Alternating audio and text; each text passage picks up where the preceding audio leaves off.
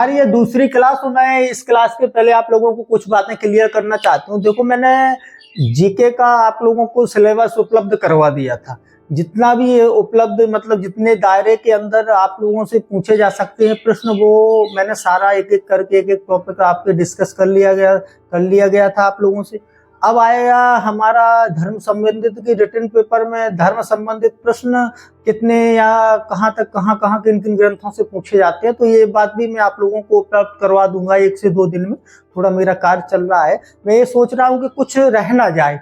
अब जो हम लोग तैयारी करेंगे वो इतना उच्च लेवल या व्यापक तरीके से करेंगे, क्योंकि आप लोगों ने इंटरव्यू 2025 का देख लिया है कि कैसे कैसे सवाल हम लोगों से पूछे गए हैं। अब तो हम लोग रिटन पेपर की भी, मुझे पूर्ण विश्वास है कि इसका भी वो लेवल बढ़ाएंगे। तो इसमें अब बाद में आप लोग कोई पछतावा मत करना कि अब मुझे पता नहीं था, मैं तो पिछले हिसाब से तैयारी किया था। अब हम लोगों को 2 कदम बढ़ के आगे तैयारी करना है, और जो यदि ऐसा नहीं सोच पाएगा तो इस बार उसको रिटन पेपर भी क्रॉस करना मुश्किल पड़ जाएगा। मेरी बातें आप लोगों को थोड़ा ये मत समझना कि मैं आप लोगों को हतोत्साहित कर रहा हूँ। मेरी आपको थोड़ा बुरी लगेगी तो ये अभी बुरी लग जाए, ये मुझे तकलीफ देनी होगी। मुझे खुशी होगी कि अभी से आप लोग अपने आप को सुधार लेंगे। तो आप लोगों को मैं धर्म संबंधित अलग से एक टॉपिक एक वीडियो में क्लियर करवा दूंगा, जितना भी सिलेबस है। अब मैं एक सिलेबस और आप लोगों को तैयार करवाऊंगा, वो मैं साइकोलॉजी का, ठीक है। जो भी मैं मॉरलिटी वाला एक अलग से बनाया हूँ, तो उसको मैं डिस्कस कर लूंगा कि ये हमारा पर्पस जो वर्तमान में रिटन पेपर अपना मई या जून में होने वाला होगा, तो इसमें तो काम आएगा। साथ ही हमारा पूरा 100% कवर हमारा इंटरव्यू करेगा। तो 2 वीडियो में अलग अलग करके, एक मैं धार्मिक ग्रंथों का, ये अलग जो धर्म के लोग मेरे से जुड़े हैं, मैं कोशिश करूंगा कि उनकी भी सारी चीजें मैं आप लोगों को जितनी भी सामग्री उपलब्ध करा सकूं। यदि नहीं करा पाता हूं तो आप लोग जो भी आपके टच में धर्मगुरु हों या हो चुके हों सेलेक्ट, या वर्तमान में हमारे ट्रेनिंग में हो, तो उनसे जरूर संपर्क में रहना, या इस बार 2025 की में सेलेक्ट हो गए हैं तो उनसे भी जरूर संपर्क में रहना।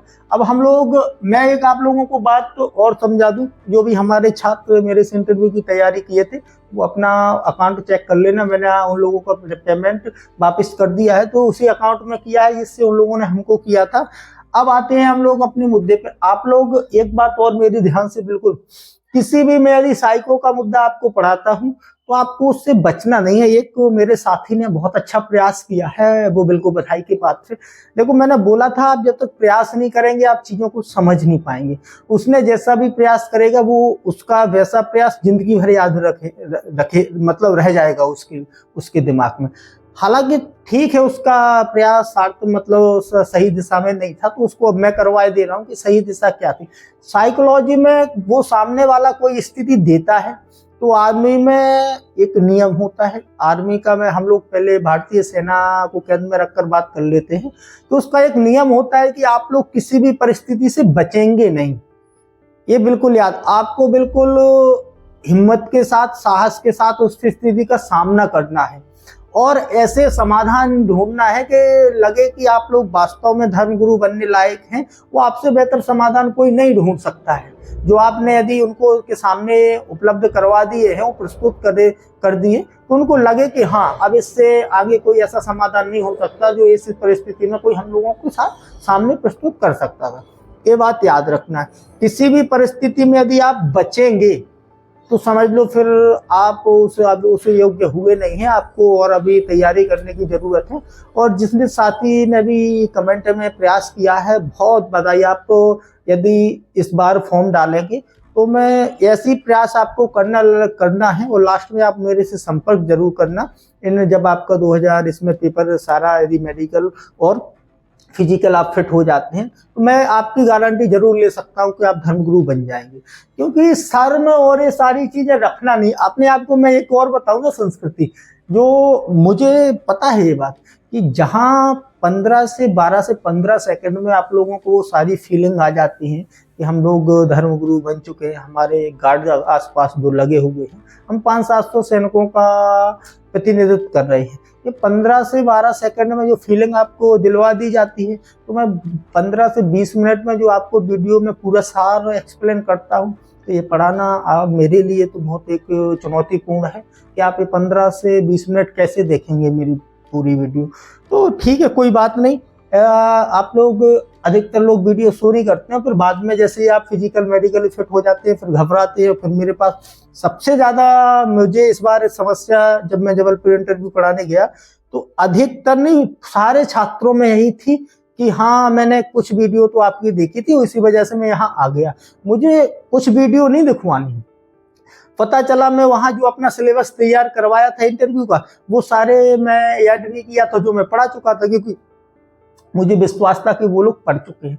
लेकिन उन्हीं टॉपिकों को मैंने छोड़ा जो मैं पढ़ाया था और बाकी सारे मैंने टॉपिक तैयार करवा दिए। जब अंततः 1-2 दिन ऐसे बचते हैं और मैं उनको ये सारे इंटरव्यू प्रैक्टिस में जब मैं पूरा पूछता हूँ तो उनसे बनते नहीं, तब फिर मैं अचानक में चौंक जाता हूँ कि यार ऐसी बातें कैसे हो सकती हैं कि जब मैं इतनी सारी चीज़ें और 1 महीने से लगभग मेहनत किया हूँ आप लोग देखे नहीं हैं। ऐसे थोड़ी सेना में देखो, आप केवल पेमेंट का मेरे लिए, आपके लिए या मेरे लिए पेमेंट कोई बड़ी बात नहीं। मैंने बोला था मैं आपका पेमेंट यदि नहीं होगा वापस कर दूंगा, कर दिया। समस्या क्या हो रही है कि आप लोग पैसे से नौकरी खरीदने में मत लग जाएं, मेरी बात बिल्कुल याद रख लेना। और भारतीय सेना में तो विशेष तौर पर मेरे हिसाब से तो अपने भारत देश में कहीं पे भी छोटी मोटी घटनाएं ऐसी आती रहती हैं, वो बात अलग है, लेकिन हम छोटी मोटी घटनाओं को, पूरी व्यवस्था को दोषपूर्ण ठहरा दें अपनी भारत सरकार की, ये गलत बात है। तो हम लोग भारत सरकार को दोष नहीं दे सकते हैं। हाँ, कुछ प्रशासन के अधिकारियों या कुछ नेताओं, राजनेताओं द्वारा ऐसी घटनाएं घटित हो जाती है तो उसमें बात अलग है।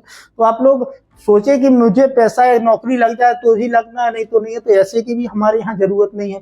वो मेरे साथ बिल्कुल तैयारी ना करें। मैं इसके पहले भी कई बार आप लोगों को बोल चुका हूँ कि देखो मुझे पैसा कमाना, आपके जो मैं एरिया में आया हूँ पढ़ाने के लिए, ऐसा कुछ नहीं है मुझे पैसा कमा। इस बार मेरे 5 से 7 हजार रुपये जेब से खर्च हुए, मुझे कोई दुख नहीं है, मैंने आप लोगों से बोला भी। बस मेरा ये है उद्देश्य कि मैं आप लोगों की जितनी भी हो सकूं सहायता। अब एक बात और, मैं एथिक्स एक ऐसा विषय है कि मैं तो एक आप लोगों को सलाह दूंगा कि आप लोग पढ़ना नहीं, क्योंकि नीति शास्त्र जो विषय है हमारे भारत देश में वो आपको इतना मॉरल बना देगा, इतना नैतिक बना देगा कि आप गलत देखना, गलत सुनना और गलत करना पसंद नहीं करेंगे।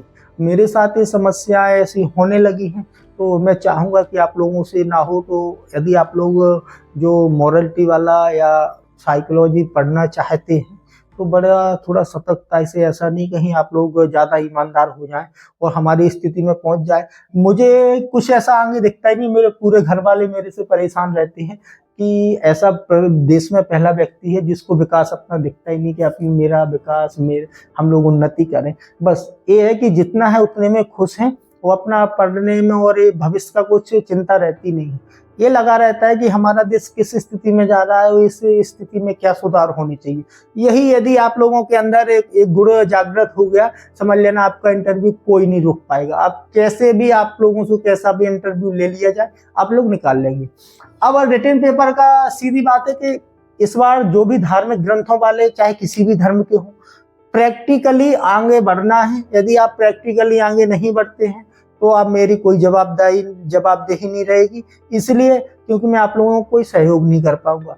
मैंने कोशिश किया है कुछ पंडितों से, अभी एक और अन्य धर्म का भी मेरे संपर्क में था, तो उन्होंने बोला है कि मैं आप लोग की सहायता जरूर करूंगा।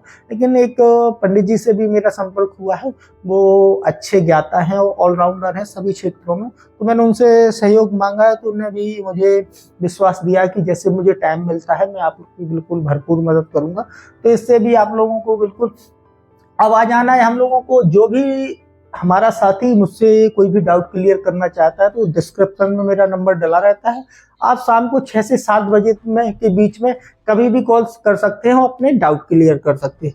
साइकोलॉजी का एक नियम होता है, मैं आप लोगों को पहले समझा दूं कि जो भी आप लोगों से स्थिति में आपको फंसाया जाए, उस स्थिति से आपको बचना नहीं है। जैसे मैंने वीडियो जो पहली साइकोलॉजी की क्लास ली उसमें अंतर्धार्मिक विवाह चाहा कि आप लोगों को मैं समझा सकूं कि आखिर अंतर्धार्मिक विवाह में वर्तमान में क्या समस्याएं, क्या डाउट हैं लोगों या नागरिकों के दिमाग में, और अब इसका समाधान या अंतर्धार्मिक विवाह का समाधान, इसको भारत देश को क्या फायदे होंगे, ये मैं क्लियर किए थे। लेकिन जो भी छात्र ने कोशिश की है वो बिल्कुल बधाई के पात्र है, और यदि आप ऐसे ही लगे रहेंगे तो आप, मैं गारंटी दे सकता हूं कि आप धर्मगुरु बन जाएंगे। यदि जिस व्यक्ति में या जिस मेरे साथी में शर्म, डर और गलती को समय पर न सुधारना ऐसे कुछ अवगुण होते हैं, तो वो धर्मगुरु की रेस से बाहर हो जाता है। आप लोग बुरा मत मानना, मैं स्पष्टवादी हूँ। आज आप लोगों को थोड़ा बुरा लग जाए, आप मेरी क्लास छोड़ के चले जाएंगे, मुझसे नहीं पढ़ेंगे,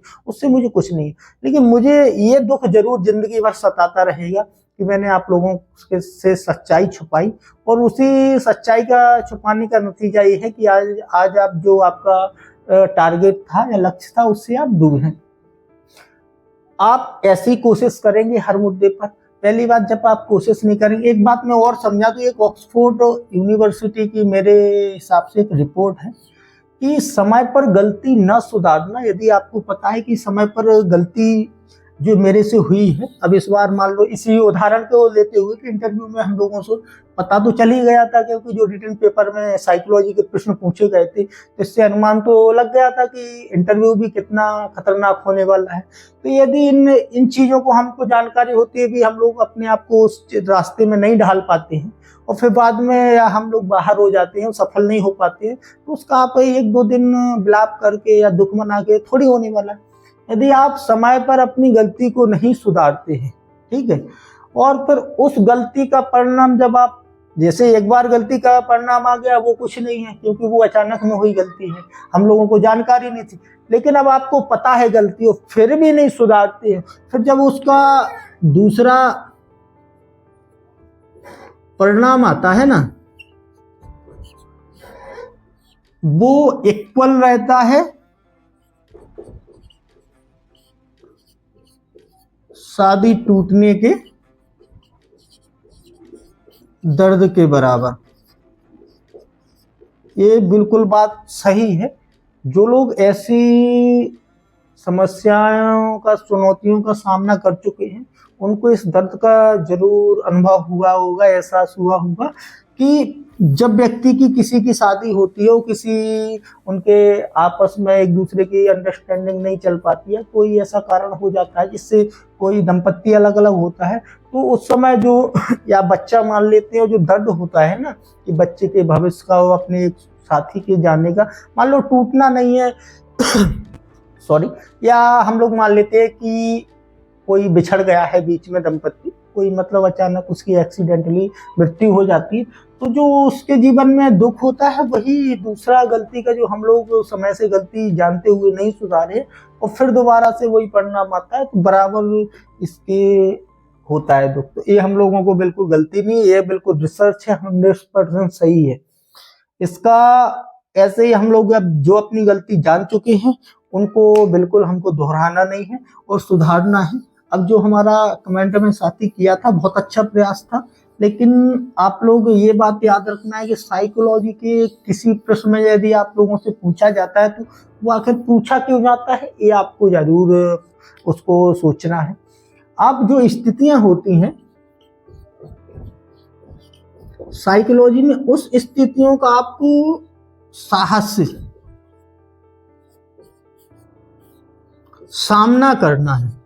ऐसे रास्ते मत सुझाना कि जिसमें आप लगे कि आप बच रहे हैं, क्योंकि सैनिक के जीवन में संघर्षों का जीवन होता है और कोई भी विषम परिस्थितियां हैं उसको उससे सामना करते हो, उससे पार पाना होता है या निपटना पड़ता है।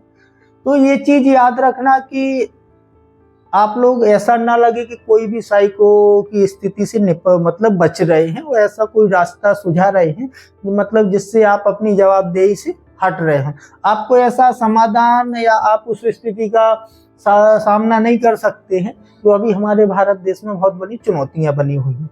तो आपको ऐसे तर्क नहीं सुना। हालांकि मैंने बोला था कि कोई भी कोशिश, देखो जिसने कोशिश की वो अब सुधार लेगा अपने आप को, उसको ये तो पता चल गया कि मैं किस दिशा में सोच रहा था इस मुद्दे पर। अब मैं जैसे बताऊंगा कि भाई इसके मुद्दे को इस दिशा में हम लोगों को जाना है और इसका ये समाधान हो, ये हमारे भारत देश के और साथ में भारत देश के नागरिकों के लिए ये उसका फायदा है। तो आप लोगों को बिल्कुल साहसपूर्ण तरीके से उस स्थिति का सामना करना है। कोई भी स्थिति हो, आपको बचना नहीं है साइको में, और समाधान की बेहतर कोशिश करना है जो वर्तमान मानकों के या नैतिक मानकों के अनुरूप हो। इससे उन लोगों को लगे या आपको स्वयं लगे कि अब जो मैंने अपने तर्क प्रस्तुत या जो रास्ते दिखाए हैं, इससे बेहतर रास्ता और कोई हो नहीं सकता है। अब आ जाते हैं हम लोग, ये मेरी बातें जो भी साथी मेरे साथ पूरी एक एक बात दिमाग में रखता जाएगा ना, फिर उसको हमसे इंटरव्यू की जरूरत पड़ेगी नहीं कि मेरी तैयारी। हाँ, लेकिन ये जरूर रहना कि आप लोग, कुछ लोग ऐसा होता है कि पढ़ लेते हैं सारी चीजें, लेकिन उसको व्यवहारिक जीवन में नहीं उतार पाते हैं। तो आप लोग प्रैक्टिस या इन चीजों की प्रैक्टिस तो परमानेंट करते करें। यदि कोई मौका मिलता है, आसपास तुम लोग तैयारी करते हो, धर्म गुरु के दोस्त हो, तो जरूर एक दूसरे से इंटरव्यू टाइप में ऐसी जरूर बातें पूछ लिया करो कि आप आखिर आप वो मुद्दे या वो तर्क हैं आपके पास प्रस्तुत करने के लिए जो आप प्रस्तुत कर पाते हैं। पहली बात, अंतर धार्मिक विवाह से जो हमारे देश को फायदा होने वाला है वो क्या होगा आखिर। तो मैंने ये सारी चीजें पहले भी समझाई थी कि अंतर धार्मिक विवाह सेना के कुछ मूल्य होते हैं, जिसमें सेना हमारी आगे बढ़ती है। भारतीय वर्तमान राजनीति और समाज में जो अभी विषैली हवा घुली हुई है, उसको देखते हुए आप बिल्कुल तर्क प्रस्तुत नहीं करेंगे, बिल्कुल किसी को पहले से पूर्वाग्रह के शिकार नहीं होंगे। ये आप लोगों को विशेष याद रखना है। वहां पे सेना में मैंने 2-3 बार ऐसे बता दिए कि वहां का पूरा खेल चलता है आपका सामरिक हित। ये पहले शब्द समझ लेना, राष्ट्रीय एकता,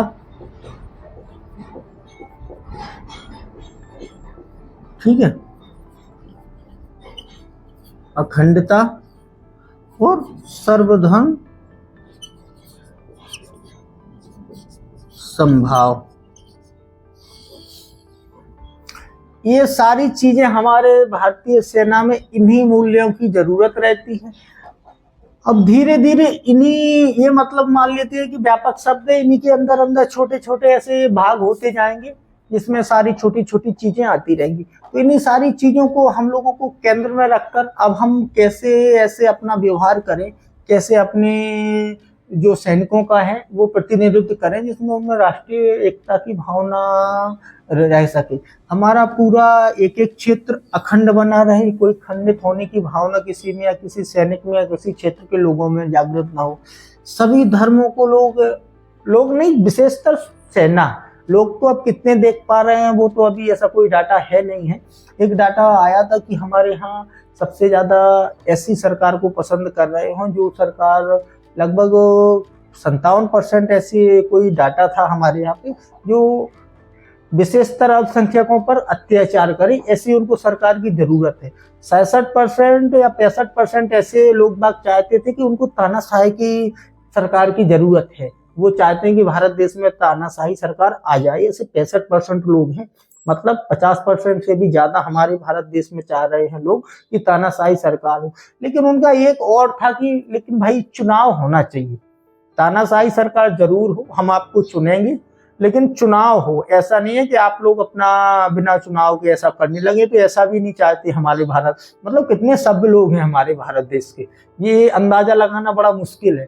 एक तरफ तानाशाही सरकार चाहते हैं, दूसरी तरफ प्रत्यक्ष चुनाव भी चाहते हैं वयस्क मताधिकार पर, और ऐसा भी चाहते हैं कि कुछ विशेष लोगों पर या विशेष एक मैं अल्पसंख्यक आप लोगों को बोलूं तो आप अल्पसंख्यकों की मेरी धारणा केवल धार्मिक अल्पसंख्यक मत लिया करो। यदि मैं अल्पसंख्यक शब्द का प्रयोग करता हूं तो आप उसमें धार्मिक लेंगे, साथ में भाषाई लेंगे, साथ में क्षेत्रीय लेंगे, साथ में नस्लीय लेंगे, ठीक है। इन सारी चीजों को केंद्र में रखकर सोचा करें। यदि आप एक शब्द में धार्मिक और विशेषकर मुस्लिमों के बारे में ये सारी धारणा बनाए रहेंगे तो आप उसको मेरे शब्दों का या मेरे पढ़ाने का आप मर्म जान ही नहीं पाएंगे। तो हम लोगों को सारी चीजें समझना है। ये सर्वधर्म समभाव, राष्ट्रीय एकता, सामरिक हित यदि ना जानते हो तो सामरिक हित में होता है सीमा, सुरक्षा और सैनिक, ठीक है। ये तीनों चीजें सामरिक हित याद रखना है। बार बार मैं ऐसा सामरिक हित यदि शब्द उपयोग करता हूँ, देखो मेरे जो लोग पूरी क्लासें लेते जाएंगे उनको आगे भविष्य में, या मैं तो कह सकता हूँ कि जीवन में भी कोई समस्याओं का सामना नहीं करना पड़ेगा। यदि नीति शास्त्र एक ऐसा ही सब्जेक्ट है कि आप लोगों को नौकरी या नौकर बनाए ना बनाए, लेकिन इंसान जरूर बना देती है। कोई आपके यदि ऐसा हो जो नीति शास्त्र से वाकिफ हो, तो उनसे आप लोग जरूर चर्चा कर सकते हैं कि वास्तव में। लेकिन हाँ, यही है कि आप लोगों को कोई अत्याचार करता है, यदि कोई गलत काम करता है, तो आप लोगों को जैसे एक सेना में तकलीफ होने लगती है। कोई सैनिक है, भले ही छुट्टी पर आया हो, वो किसी के ऊपर अत्याचार किसी सरकारी कर्मचारी का, विशेष तौर पर पुलिस का कर रहा है, तो वो विरोध पर उतर आता है। या कोई ऐसी घटना घटित होती है, किसी महिला से छेड़खानी हो, यदि वो सेना से है तो वो जरूर, चाहे अकेला, ऐसी कई घटनाएं आप लोगों ने देखी हुई है कि वो जवान हमारे शहीद हो गए। हालांकि कितने मूर्ख लोग हैं, समझते नहीं हैं जो हमारे नागरिक हैं कि एक अकेला व्यक्ति और इतनी सारी भीड़ का सामना कर रहा है, तो कुछ ना कुछ तो उसमें साहस या सच्चाई का, सत्यता के साथ खड़े रहने का साहस तो है। और वो विशेष तौर पर सेना का जवान है, लेकिन फिर भी अंधे इतने हो जाते हैं लोग मॉब लिंचिंग में, भीड़ हिंसा में, कि फिर सेना के लोगों को भी नहीं देखते। आपने कई ऐसी घटनाएं देखी होंगी जिसमें बलिदान देना पड़ा है कुछ सैनिकों को, और कुछ ऐसे पुलिस वालों ने भी सैनिकों के साथ अपमानजनक व्यवहार किया है कि जिसका, मान लो मैं आप लोग एक अनुमान लगाना कि पुलिस थाना है, अधिकतम पुलिस थाने में कितने लोग हो सकते हैं? 15 से 20, 25 मान लें। मान लो अब मैं सेना में धर्मगुरु हूँ या एक सैनिक हूँ, और मेरे यहाँ पे एक कैंट है, और कोई गलत व्यवहार कर रहे हो, मैंने मना किया उन लोगों को, यदि वो नहीं माने तो मैंने कुछ एक आध मार पिटाई की जिसमें उसको अब उसने थाने में पकड़ के ले गए उस सैनिक को और बुरी पिटाई की, और मतलब अपने घमंड में चूर के जो भी है हम ही हैं सर पर। अब उस सेना का जवान वहां से मतलब छूट जाता है, और फिर वहां से 50-100 सैनिकों को लेकर वो पूरे घसीटते हुए मारे पुलिस वालों को, तो फिर समझ में आ जाएगा कि आखिर सेना की पावर है क्या। तो प्रशासन को ऐसी ट्रेनिंग, विशेष तौर पर किससे कैसा व्यवहार करना है, जो हमारे लिए रात दिन जागते हुए और हमारी सुरक्षा के लिए सीमा पर तैनात रहते हैं, अपने घर वालों की सारी चिंताएं छोड़कर। तो इन चीज़ों को विशेष तौर पर सरकारी कर्मचारियों को ट्रेनिंग, ये सारी चीज़ें सिखाई जानी चाहिए कि किन लोगों से हम लोगों को कैसा व्यवहार। वैसे तो पूरे देश के नागरिकों के साथ ही सम्मानजनक व्यवहार के गुण सिखाए जाने चाहिए। एक मैं आपको क्लास एक अलग से ले लूंगा कि यदि आप लोग चाहें कि भारत में भ्रष्टाचार कैसे खत्म हो सकता है, तो उसके पास, मेरे पास एक तरीका है। वो मैं भ्रष्टाचार में आप लोगों को एक क्लास लूंगा, फिर आप देखने लगेंगे कि आखिर भ्रष्टाचार कितने प्रकार का होता है, कैसे कैसे लोग भ्रष्टाचार करते हैं। तो ये सारी चीजें अलग है।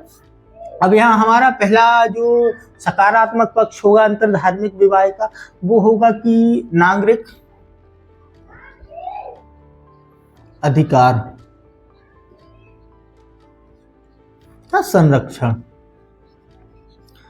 इस शब्द का मतलब समझ लेंगे, यदि मैं मुस्लिम हूँ और मुझे कोई हिंदू लड़की से प्यार मोहब्बत या कुछ भी, या शादी का वादा, या हम लोग दोनों बिना इन चीज़ों को एक दूसरे को देखे हैं, हम लोग एक दूसरे की खूबियाँ, आप लोग जरूरी नहीं समझना किसी भी बात में कि प्यार होकर ये शादी के लिए बड़े हैं।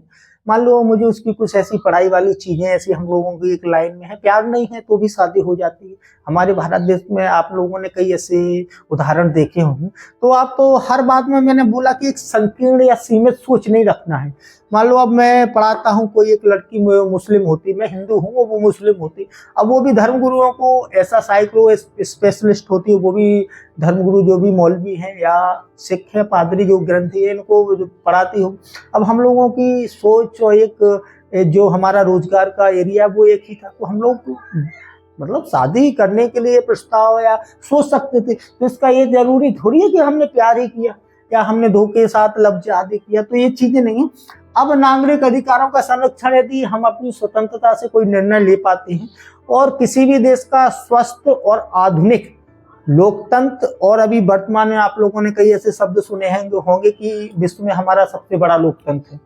तो सबसे बड़ा लोकतंत्र होने का मतलब ये नहीं है कि 140 करोड़ जनसंख्या तो बड़ा है।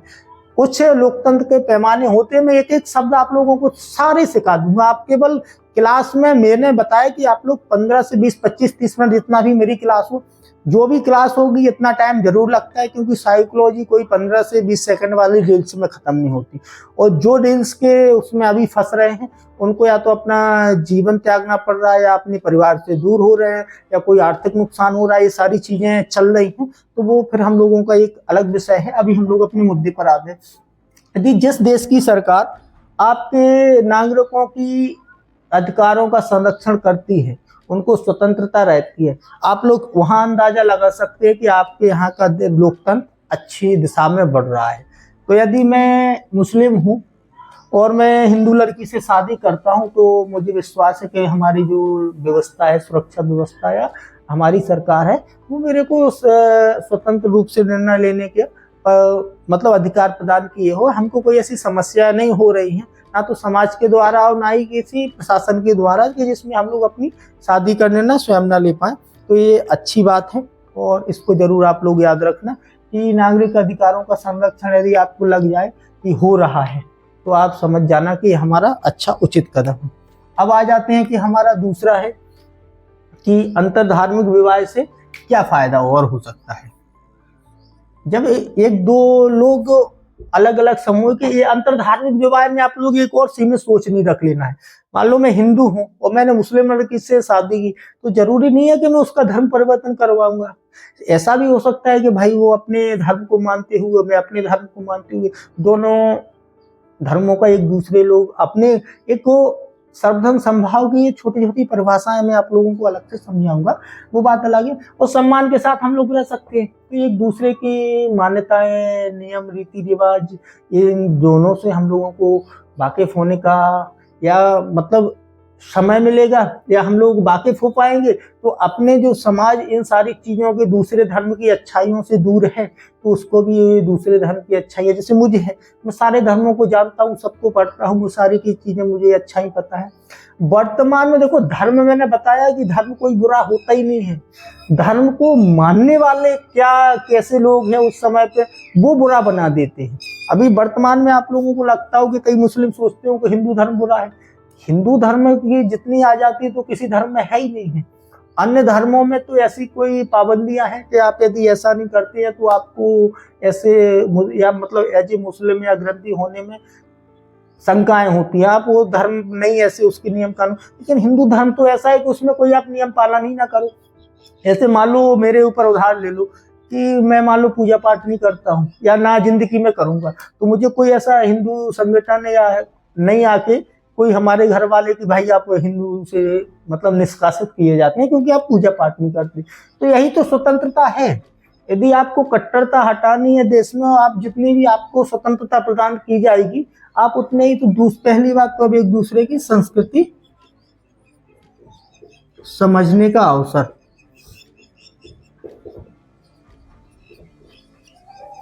तो आप अच्छा ही जान सकेंगे। ठीक है। अब यदि दो समुदाय आपस में जुड़ते हैं, वैवाहिक संबंध से जुड़ते हैं, और दो समुदायों में यदि ऐसी चीजें जो हम लोगों के अंदर कट्टरता, एक दूसरे के सांप्रदायिकता हमारे दिमाग में उपज रही है, तो इन सारी चीजों का एक रोक लगेगी कि ऐसा नहीं है। हमारा भारत देश सभी धर्मों को और सभी समुदायों को एक साथ रहने की, एक आप लोगों को, और जो हिंदू मुस्लिमों में जो बीच में सीमा या बैर भाव या दुश्मनी की भावना उपज रही है ना, इसका एक मूल कारण ये भी है कि उन लोगों की एक विशेष बस्तियों में बसाना।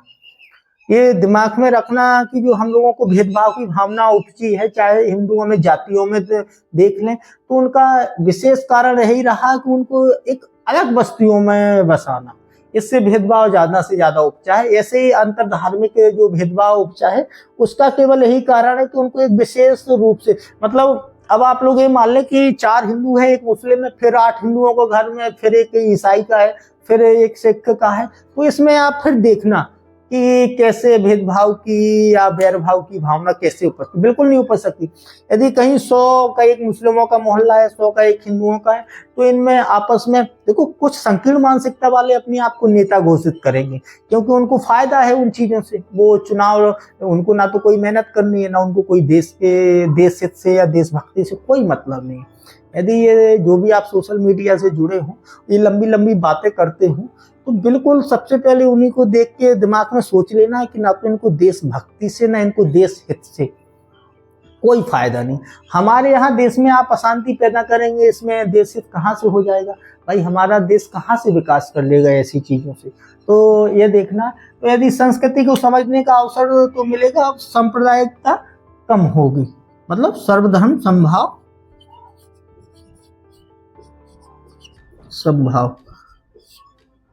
चौथा हम लोग आ जाएंगे राष्ट्रीय एकता पर। एकता मजबूत। अब देखना, मैंने बताया था कि हम लोगों को पॉइंट ऐसे पेश करना है कि बाद में अंततः हम लोग सैनिकों के मूल पर पहुंच जाएं। देखो ये सेना के सारे मूल हैं, अभी एक हम लोग और देखेंगे। सेना चाहती है कि हमारी राष्ट्रीय एकता मजबूत रहे, सभी देश के सभी धर्मों में एक सर्वधर्म समभाव की सम्मान की भावना रहे सभी नागरिकों में, नागरिकों के अधिकारों की सुरक्षा ये भी बनी रहे, संस्कृति का समझने का मौका ये भी मिले, तो जिससे एक दूसरे में जो भी कमियां नजर आती हैं और लगता है कि ये धर्म हमसे तुच्छ या छीन है, तो वो आप लोगों को ज्यादा से ज्यादा समझ में आएगी। और पांचवी बात है कि हमारी अखंडता अक्षुण्ण रहेगी। अखंडता अक्षुण्ण रहने का मतलब है कि यदि छोटी छोटी ये बैर भावनाएं वाले विद्वेष वाले विचार हमारे अंदर नहीं आएंगे, तो हम लोग जो भी हमारा अखंड भारत का सपना रहता है हमारे, आप लोगों संविधान में या उसमें पढ़े होंगे प्रस्तावना में, अखंडता, इसका मतलब है कि किसी भी क्षेत्र को भारत से खंडित होने का या अलग होने का पावर नहीं है, किसी के में भी क्षेत्र में ये शक्ति नहीं है। यदि ऐसी चीजें, ये अखंडता का भाव तो हमारे यहाँ पे स्वतंत्रता के पहले भी था, लेकिन कुछ ऐसी परिस्थितियां वहां उत्पन्न हो गई हैं कि जिससे हमारे भारत को मजबूर होना पड़ा, हमारे जो उस समय समकालीन राजनेता थे उनको खंडित करने के लिए तैयार होना पड़ा। तो ये सारी चीजों को आप लोगों को ध्यान में रखते हुए बिल्कुल पहले तो आपको नागरिकों के अधिकार के, वो लड़की या लड़के के हैं उसके अधिकार हैं, क्या अधिकार है, वो अपने स्वतंत्र रूप से निर्णय ले पा रहे हैं या नहीं ले पा रहे हैं, यदि ले पाते हैं तो आपकी बिल्कुल जवाबदेही है, आप सैनिक एक दूसरे की संस्कृति और सेना को चाहिए सब जन संभाव, राष्ट्रीय एकता, अखंडता, शांति बनी रहे, ये सेना को चाहिए होता है। तो इन सारे पॉइंटों को देखते हुए आपको देखना है कि अंतरधार्मिक विवाह के क्या फायदे हो सकते हैं। तो सबसे पहले मैंने बोला था कि आप अधिकारों संविधान एक से बढ़ते हुए और लास्ट में समाज में क्या प्रभाव, हालांकि तात्कालिक प्रभाव कुछ ऐसे हो सकते हैं कि उस घर की जो भी लड़की हो, चाहे वो हिंदू है मुस्लिम, सबसे ज्यादा मैं आप लोगों को बता दूं कि लड़की पक्ष के ऊपर भी सबसे ज्यादा आक्षेप या आरोप या उन्हीं को दुखों का सामना या बेइज्जती का मान ले या अपमान मान ले, इनका सामना करना पड़ता है लड़की पक्ष हो, चाहे वो लड़की हिंदू हो चाहे वो मुस्लिम हो, इनको ज्यादा सामना करना पड़ता है। तो तात्कालिक थोड़ा ज्यादा समस्याएं जरूर होंगी, लेकिन इसका जो दीर्घकालिक प्रभाव पड़ेगा वो हमारे राष्ट्रीय या भारतीय हित में होगा। तो ऐसे चीजों को प्रस्तुत करते हुए आप लोगों को समाप्त कर देना है। अब ऐसी स्थिति में वो चाहे किसी भी स्थिति का आप लोगों से प्रश्न बनाए, आप लोग बिल्कुल तैयार हो गए हैं कि हर स्थिति से आप देंगे, लेकिन केंद्र में ये रखेंगे चाहे वो कुछ भी कर ले। कि आप लोगों से बोले आप धर्मगुरु बनने जा रहे हैं, तो भाई धर्मगुरु बनने जा रहे हैं, धर्मगुरु बनने में हमारे धर्म ने ही तो सिखाया है कि आपका कर्तव्य, और जैसा ही आप धर्म काल परिस्थिति के अनुसार धारण करेंगे, यदि आप सैनिक हैं और धर्मगुरु हैं तो आपका है कि आप सभी नागरिकों को समान अधिकार प्रदान करें। तो इसका ये मतलब थोड़ी है कि आप शादी न करवाने दें अलग अलग धर्म वालों को, फिर आपका कर्तव्य, और ये हमारे धर्म ने सिखाया है हमको कर्तव्य का निर्वहन करना। तो यही चीजें, मतलब आपको वो कॉन्फिडेंस होना चाहिए कि जो भी चीजें हमने सीखी है वो सकारात्मक दिशा में सीखी है, कहीं नकारात्मक दिशा का हमारे ऊपर कोई ऐसी चीजों का प्रभाव है ही नहीं।